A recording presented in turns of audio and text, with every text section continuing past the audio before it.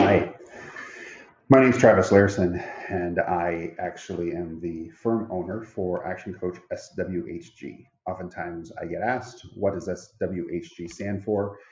We are on the southwest side of Houston, Texas, and so it is actually Southwest Houston and the Gulf region.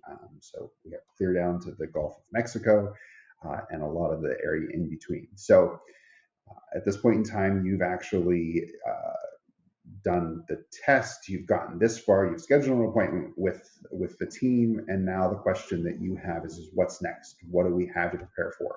So over the next few minutes, we're going to just talk a little bit about what is next and what you should expect.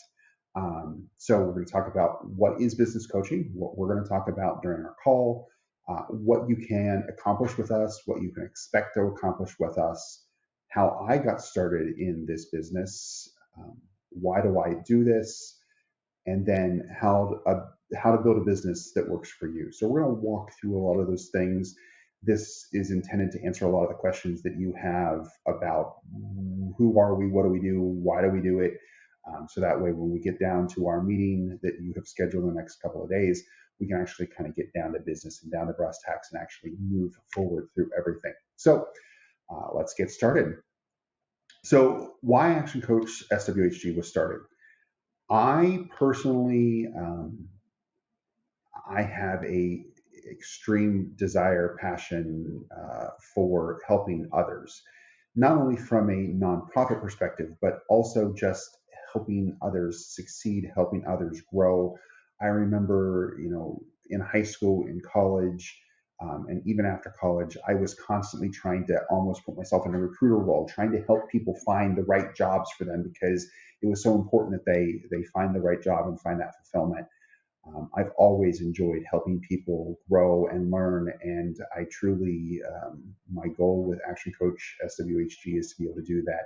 And the entire team is centered around that, being able to actually help other business owners grow and succeed and really get back to their passion, be able to spend time in their business, but more working on the business rather than in the business, get time back for friends and family and loved ones, and really be able to earn enough money and earn enough profit to be able to take that profit, put it back into reinvesting in the community, reinvesting in other businesses, and just continuously growing.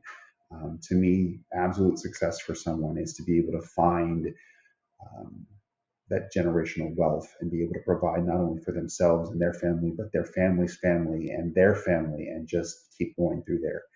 I truly believe, as does Action Coach in general, that there is more than enough wealth to go around. There's more than enough abundance to go around for everybody. It's just a matter of learning how to tap into it, how to find it, how to harness it. And so that's what we're here to do. This isn't a hokey, feel good crap. Sorry. This is, we're going to give you very actionable information to help you grow your business in a way that becomes very successful, very profitable, and you can take those concepts and repeat them. It's just a rinse and repeat over and over and over again. And then my hope is to help educate business owners. I have worked in a number of industries, including healthcare, service industries, dealerships, automotive industries. One of the things that I always find interesting is the number of business owners, whether it be plumbers or mechanics or HVAC or doctors, medical doctors, dentists, chiropractors, whatever it be. You have this unbelievable amount of education and you are the top of your game. You know how to do what you do the best. And in all that training, nobody ever actually sat you down and did a business class. If you're a doctor, you have 100 years of education, you have a residency, you have potentially a fellowship, you have all of these things, and yet at no point in time did you ever take a business class. It wasn't because you didn't want to, you just didn't. You didn't have time for it. So my goal, our goal as a firm, is to really be able to provide you with that education that is quick hitting, is successful, and allows you to continue to grow your business. So for the next few minutes, take a second, find a place that you can actually concentrate on this video. If now's not the time, come back to it. That's not a problem, but give us a few minutes. Let's dig into this and go from there. So what is business coaching? Oftentimes people think of business coaches as business consultants. We are two very different things. A consultant is going to come in and give you the answers. They're going to look at your business, figure out what the problem with your business is, give you the answer, and then be on their merry way. Whether or not you can implement that problem, that answer, whether or not you have the tools to take those things and do with them, a coach is actually going to come in, look at your business, figure out what your goals, your dreams, your desires are, and help you implement the steps that you need to take to get there. We've often heard the adage, teach a man to fish, or give a man a fish and he eats for a day, teach a man to fish and he's never hungry again. To me, business coaching is very much like that. We're not going to give you the fish like a consultant would. We're going to actually come in, teach you how to do it so that you can rinse and repeat. I'm going to say that 100 times, rinse and repeat. You learn the concepts, you learn the process, and you just keep moving. We are experienced mentors. We've been there, we've done that. Between myself and my team, we have 78 years of business experience.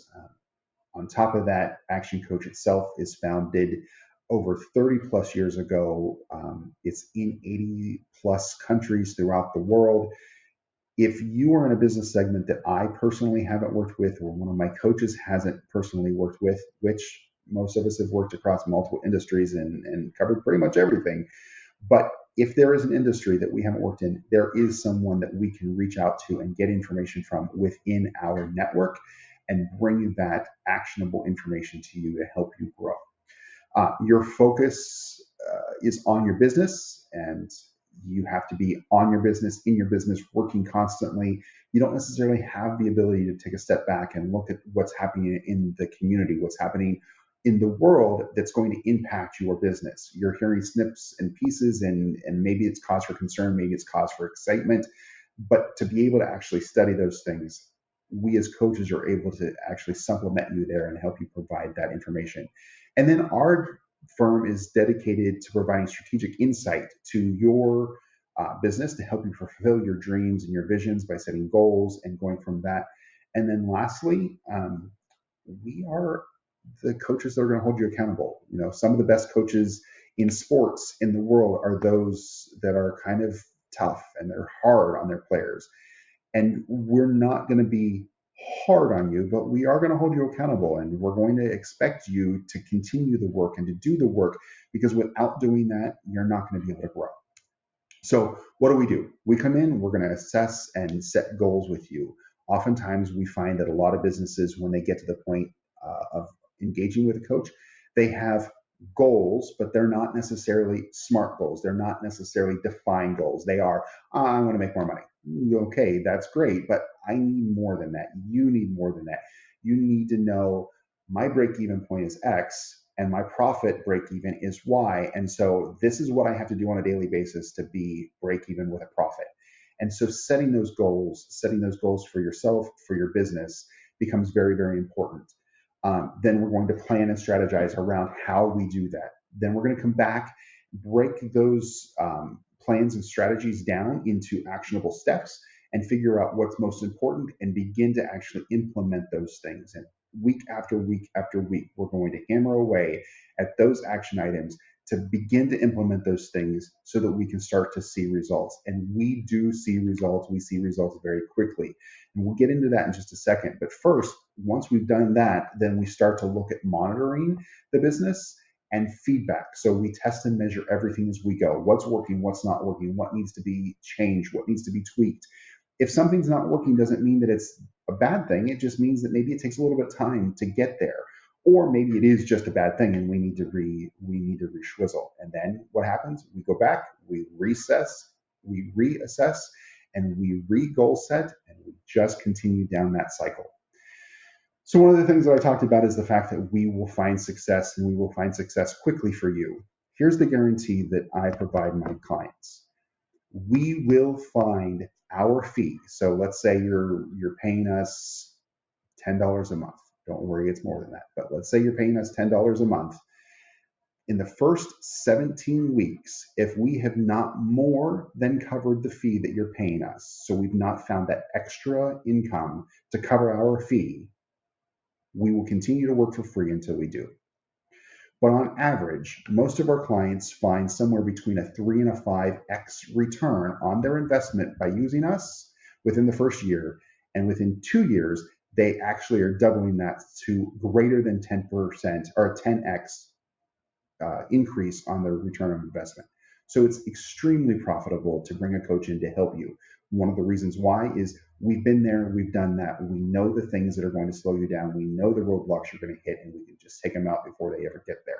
So it becomes very important. So what's possible? Let's talk about an example of one of our clients. They own a medical practice, and I apologize that my floating head is as large as it is. They own a medical practice. When we first started working with them, they had one location. There were two doctors. The owner, which was a doctor, still is a doctor, was working more than 55 hours a week. Their average revenues were $154,000 a year. Their average expenses were $103,000 a year. That includes salaries. So their average annual profit margin was 33.3%. We worked with them, and in 6 months, we changed that entire projection and their trend. They now have 4 locations, 6 doctors, not including the founding doctor. The founding doctor is working 5 to 10 hours a week and able to spend all the rest of the time in reinvesting his money in the community and other projects, building other practices, spending time with family and friends, doing those types of things. Their average trended revenue is $462,000 a year. Their average annual expenses now are trending to be $238,000. And so their profit margin is trending to end up being at 48.4%. Again, in 6 months, it's a pretty quick turnaround for them. Another business that we're looking at or that we are working with, it is a retail client. It is a small mom and pop dress shop. They have one location. They don't have a desire to grow more than one location. The owner was working 70 plus hours a week. They were really the only person in the store all the time. They were the opener, they were the closer, they were the key holder, they were the everything. If they were sick, the shop didn't open and they didn't do business. Their average revenues were $124,000 a year. Their average annual expenses were $117,000 a year, and their average annual profit margin was 5.2%. After the first year, they're still at that one location, but they've brought in enough staff that they're not working 70 hours a week. They're actually able to hand everything over. They have a key holder. They have multiple key holders. They have openers. They have closers. They're working 5 hours a week on the business, not in the business, but on the business. And then from there, they have annual revenues of $208,000, expenses of $164,000, and their profit margins are 21.4%. You might say 21.4% profit margin sounds kind of low. For retail clients, that's actually a fairly high profit margin. So we were very excited about the progress that they've made, and their progress continues. It was not my vision. It was their vision to only have one store, and they've now decided that maybe their vision should include 2 stores. So we're working on that progress for them. So as we go through, we talk a little bit about the right process. Your business success or lack thereof is a direct result of the choices and decisions that you've made in your business. Do you accept that to be true? Certainly there are outside influences, but for the most part, it is what it is. That might scare you, that might excite you, you might be very excited about, well, all these decisions are mine. So, love it or leave it, it's mine to make, and we're going to do that. It might scare you. It doesn't really matter. Part of this is for us to be able to make informed and educated decisions on moving you forward and making you grow. The next thing that we'll talk a little bit about is fear versus vision. At one point in time, most business owners have a clear vision of what the future should look like for their business, right? I have a clear vision for this business that we are going to have multiple locations in the Southwest Houston and Gulf regions. We're going to be helping upwards of 200 or 300 clients any given month. We're going to have a whole host of coaches. We're going to be doing an entire series of nothing but nonprofits. We're going to be working with the community and doing community involvement and community service and really giving back. Um, but sometimes things get in the way. So either obstacles or objections come up, and we fear how to overcome those. We lose focus of that original vision. So one of the things as your business coach that we will do is document that vision. Know what that vision is. That's not to say that that vision cannot and frankly will not change. It absolutely will change. But oftentimes we get down the path, we get down the road, and then there's this, oh God, what were we doing this for? Why were we doing this? We document the vision so that way we always know what we're coming back to and what we're moving towards. And so it helps us get through that. Okay. We talk a little bit about fear. Fear really defined as false expectations appearing real, right? Um, except for snakes. Those things are real, and I have an absolute, I'm terrified of them. Spiders don't bother me, mice don't bother me, snakes, they're just not right. No, that's a real fear. But there are also fears that business owners have. Fear of failure. Well, what if I make this choice? What if I make this decision and it doesn't work? Am I going to have to close my business? It's a legitimate fear, but it's something that we can actually work through and overcome because it is a false expectation. Fear of success. Strangely enough, I told you I've worked in the automotive industry. I've worked with a number of people that their parents have handed down a dealership to them. I've seen the same thing happen in retail. I've seen the same thing happen in medical, honestly, where someone, parent, family member, hands the business down, hands the reins over. And the business owner then says, I don't really, I'm a little bit worried about succeeding because my dad wasn't able to do this, or my mom wasn't able to do this, or my aunt's store never got bigger than this. And I don't want to overshadow them. I don't want to say, oh, hey, I was able to do this, you weren't. And yet, when we talk to those previous owners, those parents, those family members, those friends, oftentimes it's the exact opposite. They're saying, God, I really wish that he would, take this to the next level. I always wanted to, but I just never did. I want them to take it to the next level. And there's a disconnect there. Strangely enough, that fear of success is real for a lot of people. And so working through that and overcoming that. Financial insecurity is obviously a huge driver for a lot of people when it comes to fear. It's something that we all have to get over. And as business coaches, we really are able to help you identify some of those pitfalls that you might make and some of those that you may not make, and how do we choose the right ones to move forward. Competition and marketplace. Some of my best clients have actually embraced the idea of the guy down the street that does the exact same thing isn't actually competition. If we work together, it brings even more people into the area that help us actually grow and succeed. So competition, marketplace, they can be things to fear, but they can also be absolutely significant drivers of success in your area, in your revenue. I worked with a mechanic who then also began working with another mechanic. And while they were competitors, one of them started working on specific vehicles of specific sizes. Another one worked on larger vehicles.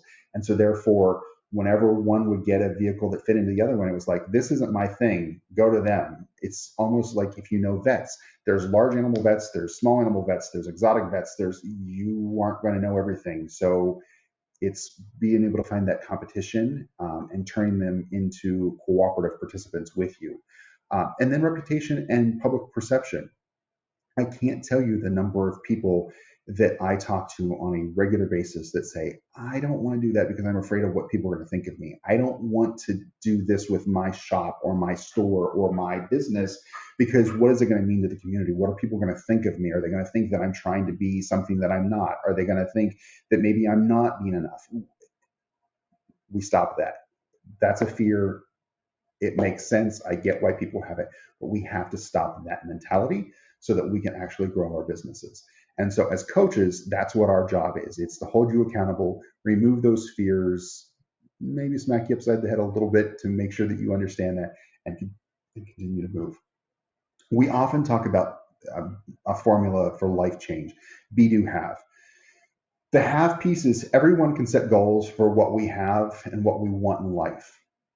Do is pretty simple. In order to have those new things, we have to do new things. And the be is, who do we have to become? What do we have to change? What do we have to be in order to do those new things? So it's almost the inverse if you think about it. I need to be this person to do these things, to have these things. And each one of those pieces of the formula really are fitting for us. And as coaches, that's what we look at. We look at what your goals are. We look about what you need to do to get to those goals and what you need to become in order to do those things through education, through training, through development. That's what we're there for. Purpose of coaching. We provide a set of mental models from an expert so that you can make the same choices as them. You can make choices that they failed on. There is nothing in the world better than learning from failure, except for learning from somebody else's failure. So if there's things that we have failed at or we've seen other people fail at, we can actually give those to you so that you don't fail at them as well. Receive guidance to grow your business while sidestepping those common pitfalls. We talked a little bit about that. And then skipping common steps of growth that may not be necessary to achieve your goals and dreams. Oftentimes we think, okay, well, to grow, we have to do X, Y, and Z. Well, maybe you don't need to do Y. Maybe if you do X this way, it's already going to take care of Y and we can go directly to Z. And we can get there quicker, we can get there faster, and Z is now bigger. So those are the things that we can look at as we begin our relationship with you from a coaching perspective. A little bit about me, my coaching or my background. So I grew up in the middle of nowhere on a farm in Ohio. My parents had 1,000 acres, and they still do. My dad worked an hour away, so he was on the road 2 hours every day getting there. My mom didn't work when I was little and then started working when I got into middle school and high school. We always owned a nursery, so we were the plant people. We would have a nursery. People would come to us to get flowers and plants for their homes.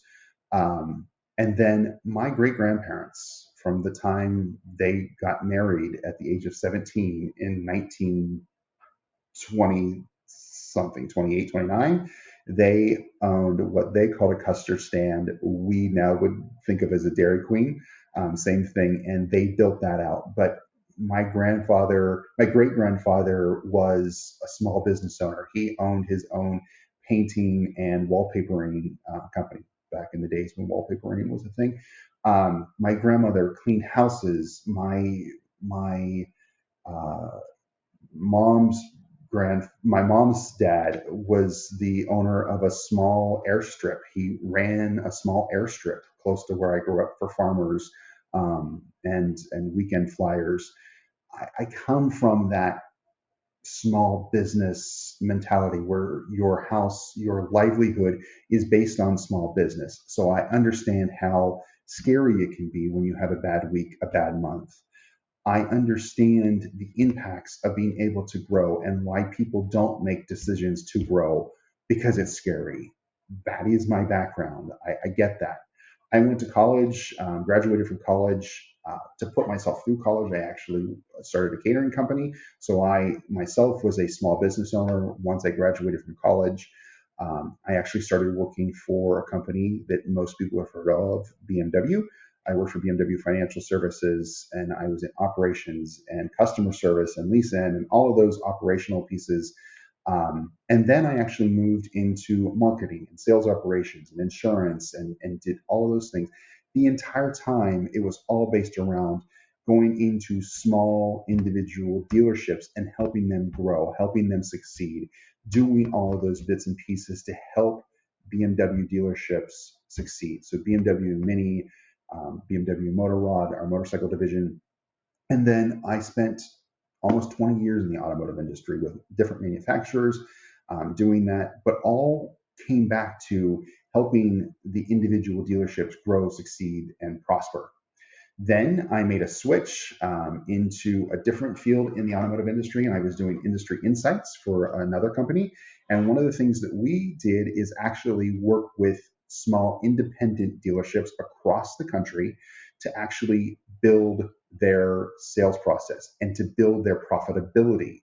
So, one of the things that is best to do for a dealership is to actually make sure that you have a good back end. We call it, you think of it as a mechanics business or a body shop. We would work with those dealers to actually build out that technology and build out dealerships, build out processes that could help them have a stronger constant cash flow through service lanes. And so we did that. I did that for a number of years. And then I ultimately switched into healthcare, and I spent a number of years, 5 years in the fertility space, managing practices throughout the United States and Canada, and helping them grow and succeed. And then I switched into ultimately into surgical, oral surgery, dental surgery, and worked in that space to acquire dealerships, acquire practices, onboard new doctors, implement policies and procedures to really grow those individual practices. So that's what I did. And so I took the opportunity to say, you know what, I enjoy helping people grow. I have almost 30 years of experience now in doing that. And so I would like to take that out to into the community and service my community by helping small business owners succeed and grow and reinvest their success. So that's a little bit about me and my journey. Why do I do this? Like I said, I love helping others succeed. I believe that every business started as a small business. It doesn't matter if it's Microsoft, if it's Apple, if it's um, any small business, McDonald's. It started as one practice or one restaurant. Every business starts as a small business. It's just a matter of whether or not it can be harnessed to grow into a giant, huge company. And that's what, if your vision and your goals are, we can take you there. If your vision and your goals is to, I just want to be really, really good and really, really successful and be pretty wealthy based on this thing, there's nothing wrong with that. And we can help you get there too. But ultimately, our goal is to help you actually grow. So I believe in collaboration rather than competition. We talked a little bit about that. I also very, very much believe in the second law of thermodynamics, which everybody's like, what? How does that have anything to do with business? The second law of thermodynamics is simply any system, anything, any living thing, if it's not growing, it's dying. So think about a tree, think about a person. If it's not constantly growing, the moment a tree stops growing, it has started to die. As people, as humans, as business owners, we have to constantly be growing, because the moment we stop growing, our business, our minds, ourselves begin to die. So we constantly have to be pushing and growing. And I think that that's extraordinarily important in the business world. And as I said before, I think that there's more than enough to go around. We just have to figure out how to tap into it and harness it and make it ours. So that's what we do. This country was built on the backs of small businesses. That's never going to change. And it's everybody's time now to actually step in and take back the chunk that is theirs. Oftentimes, we talk a little bit about why business owners have failed in the past. Oftentimes, business owners have failed in the past because they lacked clear goals. We have to get those clear goals. We have to understand what those are. Making a clear goal sometimes is a fear because people are like, well, what if I want to change my mind? Then you change your mind. It's not a problem. You can change your mind, but you need to have a goal so that you have something to work towards, react to, and your entire team has the same.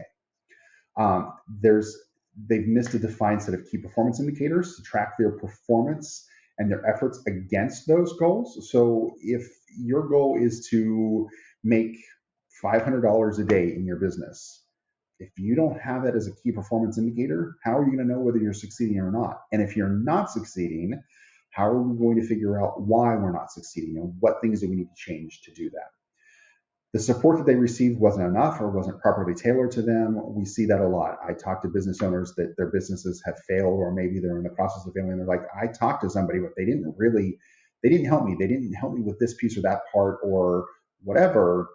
And that's where we as coaches come in and really look to see what is it that you need? How can we help you succeed? Because if you succeed, we succeed, and vice versa. If you don't succeed, we don't either.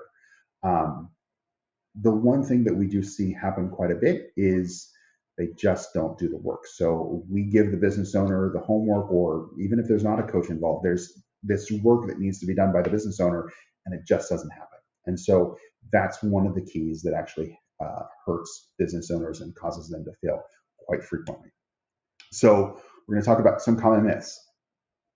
A common myth that we hear from owners when we talk about business coaching is, I don't have time. I don't have time for that. I don't, I'm working 70 hours, 80 hours a week. I don't have time to dedicate another hour to you every week.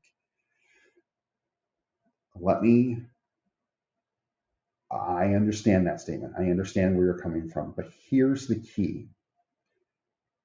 Of the 80 hours you're working in a week, if we can free up some of that time and we can generate more revenue for you so that you can hire somebody to free up more of that time, and you can use that time to strategize on your business rather than working in your business, how impactful is that to you? So think for just a second, as an example. Let's say you own a direct mail company and you're the only person. So you're printing everything on the printers, you're folding everything, you're stuffing it in envelopes, and then you're sitting there and you're looking the envelope and sealing the envelope, and then you're mailing it out. You get busy enough that you don't have time to take on new clients. You can't take on new clients. In fact, you're so busy you can't go out and find new clients. It's a great problem to have. But at some point in time, as a business coach, I'm going to come in and say, wait. You're spending an hour a day, 5 hours a week on licking envelopes and sealing them. If we bring somebody in that can do that for you, how many more clients can you bring on with that extra 5 hours that you are now free, that you can pay for additional people to come in and stuff and fold and lick and, or another thing, just get the envelopes to have the little tear off thing. It saves time. That's what our goal is. So yes, right now you may say, I don't have time. I'm going to call your bluff on that and say, you do have time. It's just a matter of making sure that we prioritize the things that are correct, getting rid of the things that aren't correct, and moving on from there. Another thing that we hear often is well, things are fine. I'm making ends meet. I don't really need to, everything's good where it is. If you're happy with where you are right now and you don't have a desire to grow, I'm going to call bullshit on it. Sorry for the language. And if we work together, you're going to hear more of it. But if you have listened to this conversation now for 30 minutes, you absolutely have a desire to grow. You're just allowing that fear to creep in. Oh, everything's fine. I don't need to grow. Everything's fine. It's not a big deal. It's crap. You want to grow. You wouldn't have sat through 30 minutes of this conversation already if you didn't. So stop. It's time to grow. And then I don't have family or friends to get home to, so working 80 hours is fine. It's not a big deal. I'll figure it out later. Well, guess what? If you're constantly working 80 hours, you're never going to have time to go out and find friends. You're never going to have time to go out and establish relationships with your family. We have to stop that cycle now so that you can build a family and build a group of friends, so that way you have the life that you want to grow into. It's extraordinarily important. Next steps. Final slide, and we're done. Next steps. Before our call, you've already scheduled that. Double check that you have your call time booked. Make sure it's on your calendar. Set an alarm for it. Set a reminder for it. If we miss that call, it's not rescheduled. We are so busy that we don't have time to reschedule it. And I apologize for that in advance. And it is a good problem for us to have, but it's important that you are able to make that call. I also say show up on time. Our slots, and they're literally booked back to back. So we have hard stops on the top of the hour to go into the next meeting. So if you're running late, we may not be able to get through everything, and that means we may not be able to come back around to it. So just know that. And then finally, um, show up in a quiet place. Make sure that you're not in the middle of a diner or a coffee shop or someplace like that.